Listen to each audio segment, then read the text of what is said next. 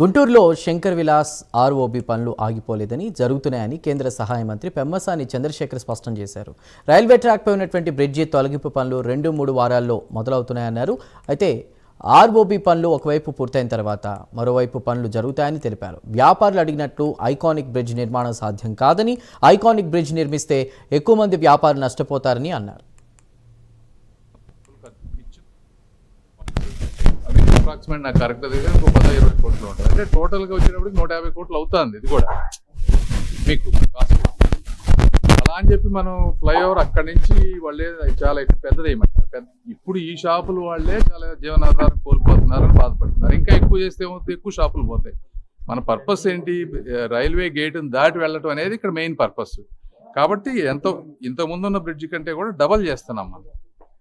So already double చేస్తున్నాం. Minimum damage తోటి ఇబ్బంది లేకుండా చేస్తా ఉన్నాం. ఇది ఇంకొకటి ఏంటి, మాకు ఆర్యూబీ కావాలంట. ఇంతకుముందు కూడా నేను చెప్పాను, ఇది 70 ఏళ్ల క్రితం కట్టినటువంటి ఆర్యూబీ అక్కడ తీయలేము. తీస్తే ఇది కనుక పడితే చాలా ప్రాబ్లం అవుతుంది. ఎందుకంటే ట్రైను ఇప్పుడు ఆ సెంటర్లో బ్రిడ్జ్ని తీయటానికే 3 క్రేన్లు వాడుతున్నాం. 500 టన్స్ పెట్టేది ఒకటేమో 300 టన్స్, ఒక బ్యాకప్ క్రేన్. ఎందుకంటే ఆ బ్రిడ్జ్ కింద అంతా ఎలక్ట్రిక్ వైర్స్ ఉన్నాయి.